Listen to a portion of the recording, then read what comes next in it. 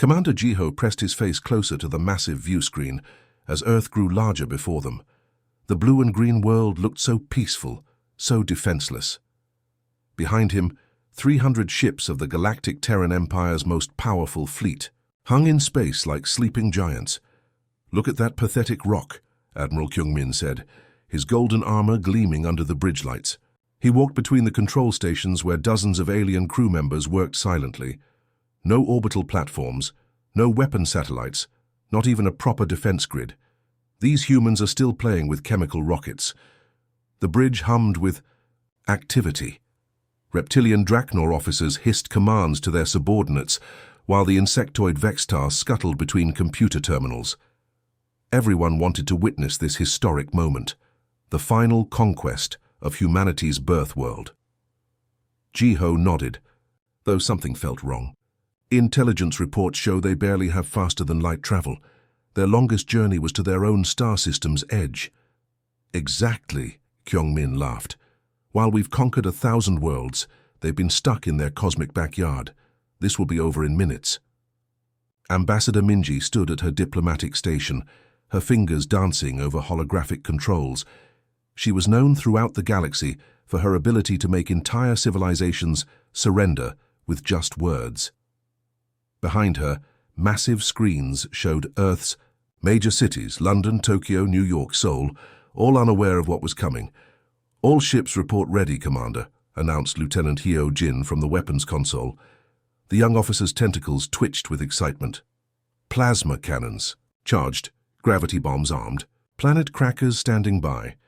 Jiho felt the familiar rush of conquest. 27 worlds had fallen to his fleet. Earth would be number 28. "Open communication channels to the planet. Let's get this over with." The main screen flickered to life. Minji stepped forward, her voice carrying the weight of imperial authority that had broken countless civilizations. "Inhabitants of Earth, I am Ambassador Minji of the Galactic Terran Empire. You have 30 seconds to respond." Silence stretched across the bridge. Even the clicking of Vextar claws on metal stopped. Every eye, whether human, reptilian, or compound, stared at the screen. Then a voice came through, calm, unhurried, almost bored. "This is Director Seung-ho of Earth Defense Command. We're listening." Minji smiled coldly. "Your world is surrounded by the Empire's finest fleet. You will surrender unconditionally and accept vassalage under our rule. Your people will serve the Empire. Your resources will feed our expansion, and your planet will become another jewel in our crown." "You have no choice in this matter," the alien crew members murmured excitedly. Some had seen entire star systems surrender at these words. The Ragelians had wept, the Centaurians had begged, the proud Andromedans had cursed before finally submitting, but Director Seung-ho's response was different. He actually chuckled. "Ambassador, your terms are rejected." The bridge fell silent. Kyung-min's face turned red. Rejected? Did this primitive just reject the Galactic Terran Empire? "Perhaps they don't understand," Minji said, her diplomatic mask slipping. "Human of Earth, we have 300 warships. We can turn your world into cosmic dust. We can boil your oceans and crack your continents. This is not a negotiation." "We understand perfectly," came Seung-ho's voice, still maddeningly calm. "Initiating Isolation Protocol 7. "Protocol what?" Jiho stepped forward. "What are they talking about?" The answer came not in words, but in light. A brilliant blue energy field suddenly erupted around Earth, growing from the planet's surface outward like a soap bubble expanding in slow motion. But this was no ordinary barrier. The moment it touched space, every system on every ship began failing.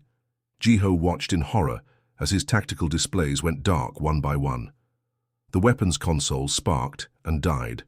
Navigation systems shut down. Even the lights dimmed.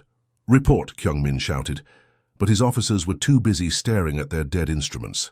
"Sir," Lieutenant Hyo Jin's voice cracked, "everything's offline, weapons, shields, engines, everything." The blue field continued growing until it completely surrounded Earth. The planet didn't just disappear, it became something else entirely.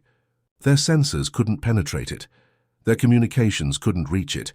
It was as if Earth had stepped out of normal space entirely.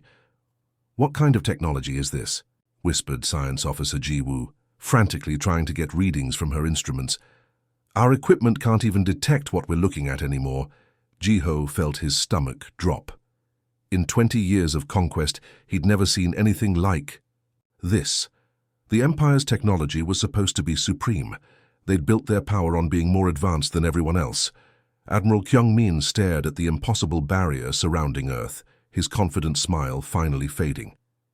What is this?" The question hung in the air as 300 ships of the galaxy's most powerful empire found themselves completely helpless, facing a mystery that would change everything they thought they knew about the universe. The HFY. News hit the galactic communication networks like a shockwave. Within hours, every civilized world knew that the mighty galactic Terran Empire's greatest fleet had been stopped cold by a single planet. Holographic news broadcasts showed the same impossible image over and over. Earth wrapped in a mysterious blue barrier that made the Empire's most advanced technology look like children's toys. On the imperial capital world of Dominion Prime, Emperor Tae-hyun stormed through his crystal palace, his ceremonial robes flowing behind him. The massive throne room buzzed with activity as generals, admirals and scientists scrambled to understand what had happened. The Emperor's rage was legendary. Entire star systems had been glassed for less than this humiliation. 300. "Ships," he roared, his voice echoing off the golden walls. "My finest fleet reduced to floating scrap by a backwater world that barely invented space travel." Intelligence Officer Yejin stood at attention near the throne, her datapad trembling in her hands. Around them, alien courtiers, the bird-like Altarians, the crystalline Vegan delegates, the hulking Beetlejuice warriors, all watched nervously. No one wanted to be the bearer of worse news. "Sir," Yejin began carefully, "we've been digging through the old archives as you ordered. What we found is disturbing." The Emperor's eyes narrowed dangerously. "Speak." "The ancient records mention humans very differently than our current intelligence suggests. According to documents from 12,000 years ago, humans weren't primitive at all. They were—" She swallowed hard. "They were called the architects." Murmur rippled through the throne room. Every species knew the legends of the architects, the mysterious beings who had built the hyperspace lanes that connected the galaxy, who had created technologies so advanced they seemed like magic. "Impossible," snapped General Do-hyun, his cybernetic eye whirring as it focused on Yejin. "The architects vanished eons ago. They're myths, legends told to children." But Yejin's datapad was glowing with ancient symbols, star charts that predated the Empire by millennia. "Sir, these archives suggest the architects didn't vanish. They withdrew voluntarily." Meanwhile, in a forgotten corner of the galaxy, something extraordinary was happening. Commander Sung-min sat in the control room of Mining Station Omega-7, a small outpost that had been quietly extracting rare minerals for decades. The station was so remote that supply ships came only twice a year. It was the kind of place where nothing ever happened. Until today. "Commander." Technician Bo-Ra's voice cracked with excitement as she stared at her console. "You need to see this. Our long-range sensors are picking up activation signals from everywhere." Sung-min rushed too, her station, his coffee mug forgotten. The holographic display showed their sector of space, but something was wrong. Dozens of objects were appearing on the map, objects that had never been there before. "That's impossible," he whispered. "There's nothing in those coordinates. We've mapped this entire region." Bo-Ra's fingers flew over her controls, trying to make sense of the readings. "Sir, these aren't new objects. They're old objects coming online. Ships, stations, entire installations that were somehow hidden. Across human space, the same scene was playing out on dozens of worlds. On New Geneva, archaeologist Dr. Su Jin watched in amazement as ancient ruins suddenly began glowing with power. On Kepler Station, traffic controller Min Jun stared at his screens as massive structures materialized out of empty space. Back on Mining Station Omega-7, Bo-Ra's console was going crazy with incoming signals. "Commander, I'm receiving communication requests from I don't even know how many sources, hundreds of them." Sung-min authorized the connections, and suddenly their small control room was filled with holographic faces. Station commanders, ship captains, facility directors, all human, all looking just as confused as he felt. "Is everyone seeing this?" asked Captain He-Young from what looked like the bridge of a massive starship. "My vessel just powered up on its own. I've never seen technology like this." "Same here," reported Director Jin from what appeared to be an enormous space station. "My facility has been dormant for... well, I thought it was just an old mining platform. Turns out it's something else entirely." The conversations were interrupted by a priority signal. Every screen switched to show the same face, Director Shung Ho, the man who had defied the Empire just hours earlier. But he wasn't calling from Earth.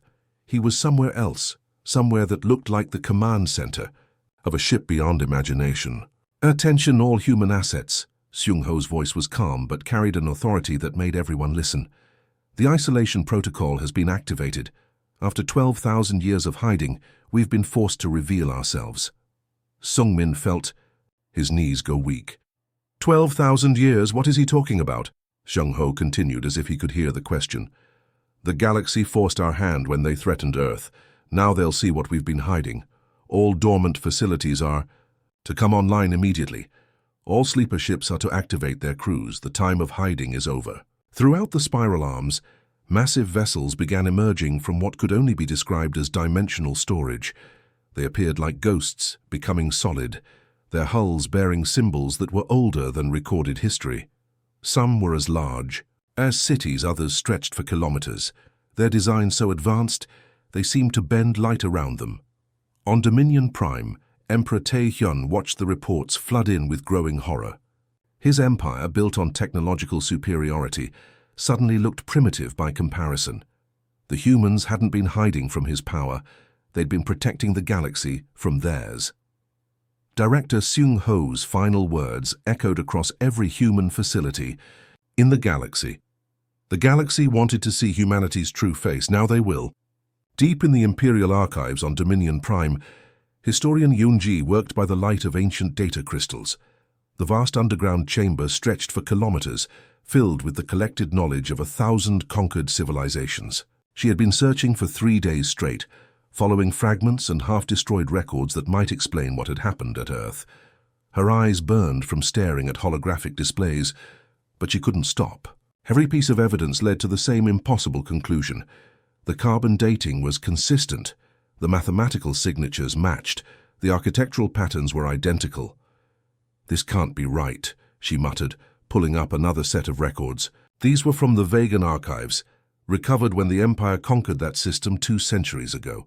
The crystalline beings had kept meticulous records going back 15,000 years. The data was fragmentary, damaged by time and war, but the pieces formed a picture that made her hands shake. Star charts showing the original hyperspace routes, technical specifications for gravity manipulation technology, blueprints for the quantum communication networks that connected every world in the galaxy. All of it bore the same signature: human mathematical principles, human engineering philosophy, human aesthetic design. They weren't primitives, she whispered to herself, staring at a hologram of the galaxy's first hyperspace gate. The construction patterns were unmistakably human. They were the ancients. The realization hit her like a physical blow. Every piece of technology the Empire used, every advancement they claimed as their own, every innovation that had built their galactic dominance, it was all human. The hyperdrive engines, the quantum computers, the energy shields, even the terraforming, systems that had made life possible on 1,000 worlds. Humans hadn't been left behind by galactic civilization. They had created it. Meanwhile, in the depths of space near the Rigel system, something impossible was happening. Captain Haewon stood on the bridge of a ship that shouldn't exist, watching displays that showed readings her training said were impossible. The Silent Guardian had awakened 3 hours ago. One moment it was empty space. The next moment she was standing in its command center, memories flooding back like a dam breaking. She remembered now. The long sleep, the waiting, the hope that they would never be needed again. Her ship existed, partially outside normal space-time, phasing between dimensions in ways that made Empire sensors register nothing but empty void. Around her, The crew moved with practiced efficiency, their faces showing the same mix of sadness and determination she felt. "Captain," announced First Officer Junseo from his station, "all primary systems are online.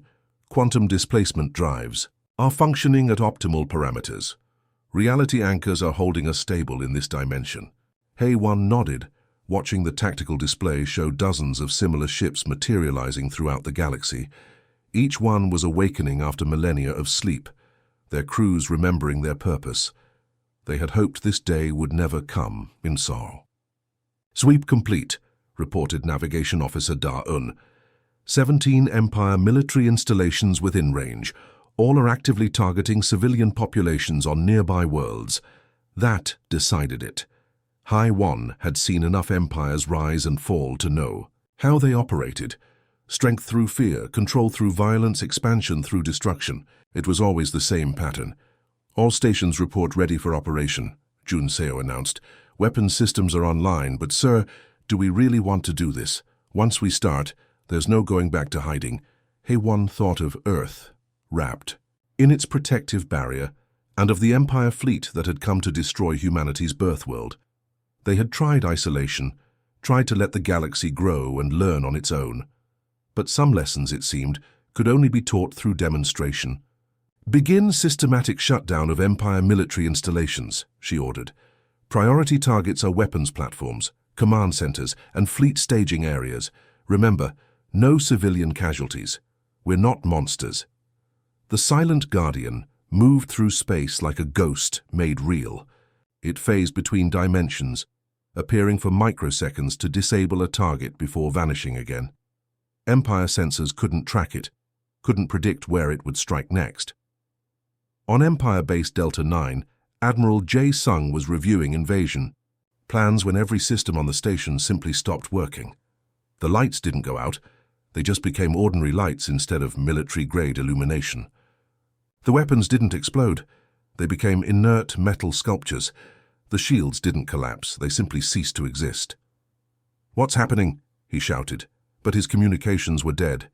His computers showed friendly blue screens with a simple message: "System temporarily disabled for galactic peace. Please remain calm." Across the galaxy, the same scene played out on hundreds of military installations. The Empire's mighty war machine didn't explode in dramatic fashion. It just quietly stopped working, like a toy whose batteries had died. And the fortress world of Titan Base, General Wonshik watched in horror as his planet-killing superweapon powered down mid-charge. The massive cannon that could crack continents simply went silent, its energy dissipating harmlessly into space. "Sir," reported his aide, Lieutenant Yeri, "all our ships are reporting total system failure. Not damage, failure. Everything just stopped." The pattern was the same everywhere. Empire military technology simply ceased to function, while civilian systems remained untouched. On worlds where the Empire had been preparing orbital bombardments, the weapons satellites went dark. On ships readying to glass rebellious colonies, the guns became harmless decorations. Captain Hay-1 watched the reports come in from across the galaxy. Hundreds of Empire military installations neutralized without a single casualty.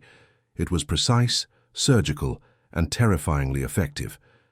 "Sir," Junseo said quietly, "long-range sensors show Empire civilian communications are going crazy. They're trying to figure out what happened." Hay-1 nodded. Soon the Empire would understand what they were really facing. Not primitive humans who had been left behind by galactic progress, but the ones who had built that progress in the first place. The galaxy was about to remember why humanity had once been called the architects, and why they had chosen to disappear. Emperor. Taehyun stood in his war room, surrounded by holographic displays showing the Empire's vast military might. Red dots representing fleets, bases, and weapon platforms covered the galactic map like a disease.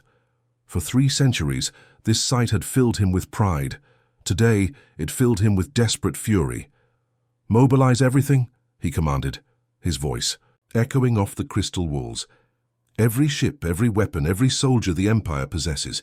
Strip the home guard from our core worlds if necessary. I want 10,000 vessels converging on human space." The alien generals and admirals around the table shifted nervously. The insectoid Vextar clicked their mandibles anxiously, while the Reptilian Draknor officers flicked their forked tongues. Even the mighty Betelgeuse warriors, towering 3 meters tall and covered in natural armor, looked uncertain. "Sir," ventured General Kwang Su, his cybernetic implants whirring, "perhaps we should consider negotiation. These humans have technology we don't understand." The Emperor's fist crashed down on the holographic controls, scattering light projections across the room. "Negotiation? They humiliated us, made our greatest fleet look like toys. We will not yield to these ghosts from the past." Admiral Kyung-min stepped forward, his golden armor gleaming with renewed confidence. "My lord, we may not understand their technology, but numbers don't lie. 10,000 ships against what? A few dozen mysterious vessels? Even ghosts can be overwhelmed." Within hours, the Empire's response fleet began gathering. Ships poured in from across the galaxy. The massive dreadnoughts from Centauri Prime, the fast attack cruisers from the Vega system, the heavily armored battle carriers from Rigel. It was the largest military force ever assembled in galactic history.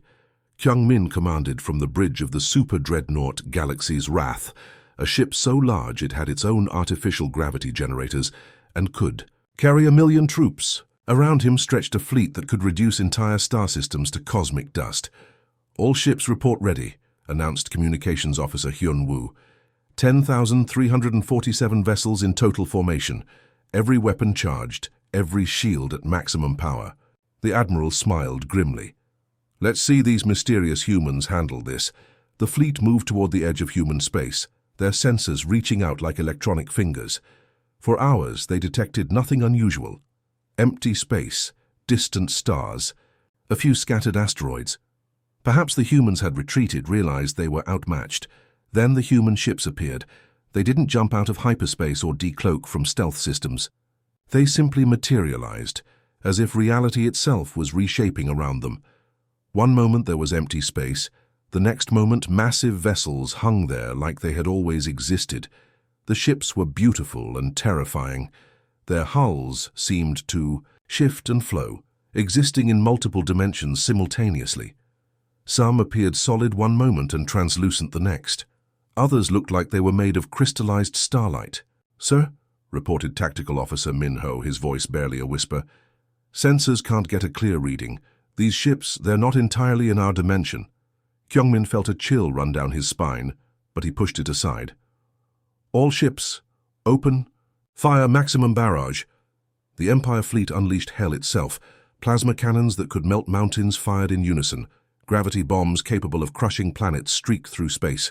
Energy beams that could cut through asteroids lanced toward the human vessels. Every shot passed harmlessly through their targets. The human ships flickered, existing in the spaces between dimensions where the Empire's weapons couldn't touch them. It was like trying to shoot shadows with solid bullets. "Impossible," breathed Min-ho, staring at his displays. "Our targeting computers can't even lock onto them properly. They exist in quantum superposition, everywhere and nowhere at once." Then the humans fired back. But they didn't use energy weapons or kinetic projectiles. Instead, streams of silver light touched the Empire ships. And something far more terrifying happened. The vessels didn't explode or break apart. They simply stopped being warships. On the bridge of the cruiser, Stellar Hammer, Captain Jun Ho, watched in horror as his weapons transformed. The plasma cannons became sculptures of twisted metal, the missile tubes filled with flowering vines. His tactical computers began displaying poetry instead of targeting data. "Sir," his weapons officer reported, voice cracking, "our quantum torpedoes have become butterflies, actual butterflies." Min-ho's readings on the flagship told the same impossible story. "Sir, our weapons aren't just being blocked. They're being rewritten at the quantum level. The humans are changing the fundamental nature of our technology." Across the massive Empire fleet, the same transformation was occurring. Weapons became art installations, armor plating turned into crystalline gardens, shield generators started producing rainbow light shows instead of defensive barriers. The humans weren't destroying the Empire fleet, they were reimagining it. News of the impossible battle spread across the galaxy faster than light itself. On subjugated worlds throughout the Empire, the oppressed species watched their masters' technology fail in the most spectacular way possible. On Rigel 7th, Governor Dongwu was preparing to execute a group of rebels when his control systems shut down. The automated guards became statues, the execution chamber transformed into a meditation garden, and the prison doors simply opened. "What sorcery is this?" he demanded. But his communication systems were now producing only music, beautiful, haunting melodies that seemed to calm everyone who heard them. The Rigelian prisoners looked at each other in amazement. Their four-armed leader, Zacton, tentatively stepped through the open door. Nothing stopped him. "The Empire's power is broken," he whispered. "The Rigelian uprising begins now." On Centauri Prime, the orbital defense platforms that had kept the native population enslaved for generations suddenly went offline. But instead of going dark, they began projecting images of freedom, hope, and unity across the planet's surface. The Centauri rebellion erupted as blue-skinned natives poured into the streets, no longer afraid of the Empire's supposedly invincible technology. Admiral Kyung-min stared at his fleet, 10,000 ships that had become the galaxy's largest art installation. Human vessels drifted between them like ethereal guardians, their impossible technology making a mockery of everything. The Empire thought it knew about warfare. "Sir," Minho reported quietly, "we're receiving a transmission from the lead human vessel." The main screen flickered to life, showing a woman in a simple uniform standing on a bridge that seemed to exist in multiple dimensions at once. "Captain." Haewon's voice was calm, almost gentle. "Empire forces, this is Captain Haewon of the human vessel, Silent Guardian. Your weapons have been neutralized, but your crews are unharmed. We suggest you return home and reconsider your life choices." Kyungmin's hands clenched into fists, but there was nothing left to fight with. Around him, his bridge crew stared at their transformed consoles, devices that now displayed beautiful mandalas instead of tactical information. The Empire's military might had been defeated without a single casualty, transformed into something peaceful and beautiful by beings who clearly operated on a level of technology that bordered on magic. The reckoning had begun, and the galaxy would never be the same. The blue energy barrier around Earth began to fade like morning mist dissolving in sunlight. For the first time in weeks, the homeworld of humanity was visible again to the galaxy. But something had changed. The planet seemed to glow with an inner light, and the space around it shimmered with technologies that bent reality itself.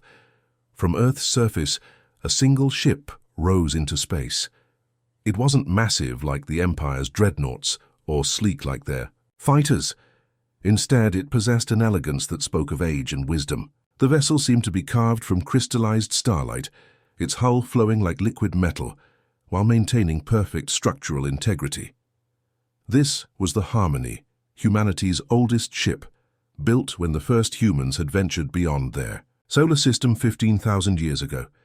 It had witnessed the birth and death of civilizations, the rise and fall of empires, the endless cycle of conquest and liberation that marked galactic history. On the bridge, Director Seung-ho stood before a communication array that could reach every inhabited world in the galaxy simultaneously. Beside him, Captain Haewon had arrived from her mission, her ship Silent Guardian, floating nearby like a protective shadow. "Are you ready for this?" Haewon asked quietly. "Once we do this, there's no going back to the quiet life," Seung-ho nodded, his weathered face showing the weight of decisions that would shape the future of trillions of beings. "We tried hiding. We tried letting them find their own way, but some lessons can only be learned through demonstration." Across the galaxy, every screen flickered to life. In the ruins of the Empire's throne room on Dominion Prime, Emperor Tae-hyun watched from behind the bars of his own dungeon. On liberated worlds, former slaves gathered in the streets to witness this historic moment. Even in the depths of space, merchant vessels and explorer ships stopped their journeys to listen. "People of the stars," Seung-ho began, his voice carrying across light years with crystal clarity, "we are the humans of Earth. We stand before you today not as conquerors, but as the forgotten architects of the civilization you inhabit." The holographic image showed not just Seung-ho, but the bridge of the Harmony itself. Alien viewers gasped as they recognized the mathematical principles in the ship's design, the same principles that governed their hyperspace routes, their communication networks, their most basic technologies. Long ago, we built the pathways between stars that you now travel. We created the quantum networks that connect your worlds. We established the scientific principles that make galactic civilization possible. This galaxy bears the fingerprints of human innovation in every circuit, every equation, every leap of progress you've made. On Rigel 7, the freed prisoners pressed closer to their screens. Zakton, their four-armed leader, translated for those who didn't understand the common tongue. Around him, his people listened with growing wonder. Seong-ho continued, his image now showing the vast archives beneath Earth's surface. Ancient star charts filled the background, alongside blueprints for technologies that predated the Empire by millennia. We withdrew not from weakness, but from responsibility. Our power had grown too great, our technology too dangerous. We had created weapons that could reshape reality, defenses that could isolate entire star systems, ships that existed in multiple dimensions simultaneously. The camera panned to show Captain Haewon, still wearing her simple uniform despite commanding technology beyond the Empire's comprehension. She stepped forward, her voice carrying the authority of someone who had witnessed the rise and fall of countless civilizations. We discovered that with great power comes the temptation to use it. We could have ruled the galaxy easily, made every species bow to our will. Instead, we chose to step back, to let you find your own paths to greatness. On Centauri Prime, the blue-skinned natives who had overthrown their oppressors watched in amazement. Their leader, an elderly female named Sil-Ara, spoke to her gathered people. The legends were true. The builders did not abandon us. They were protecting us from themselves. Seong-ho's expression grew somber as he addressed the camera directly. But isolation has its limits.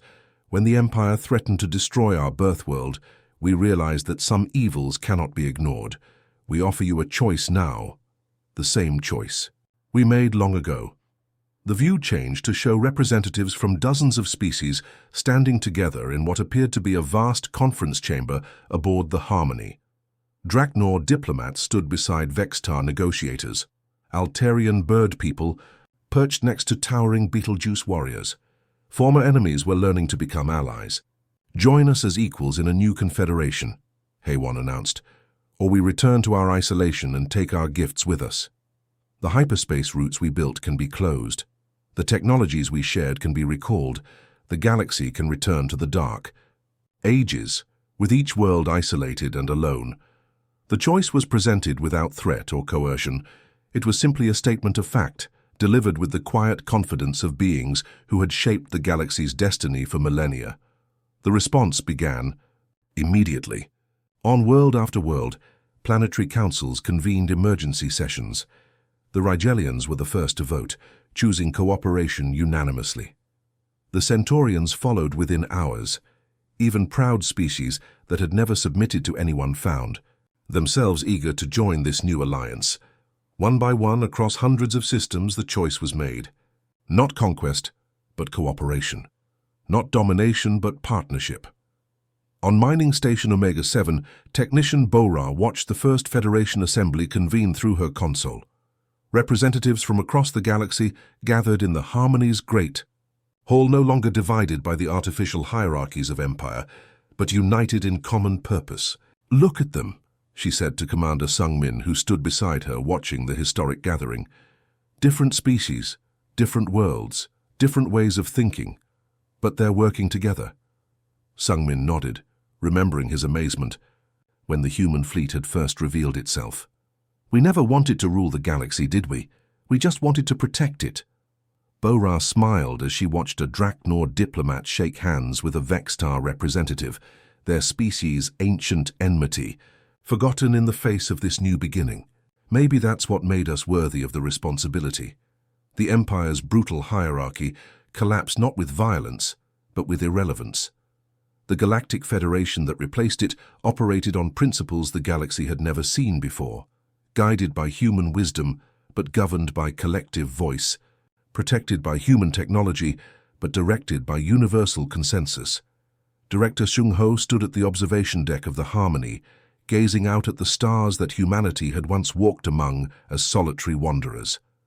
Now, those same stars were connected by bonds of friendship and mutual respect that stretched across light years.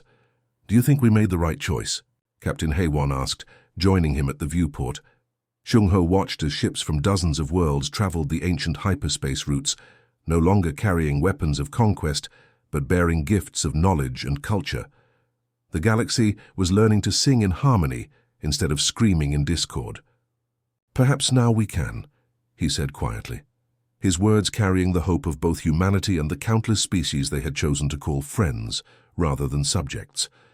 The stars themselves seemed to shine brighter, as if the galaxy itself was celebrating. The dawn of a new age, one built not on fear and domination, but on the simple human belief that cooperation was stronger than conquest. The end.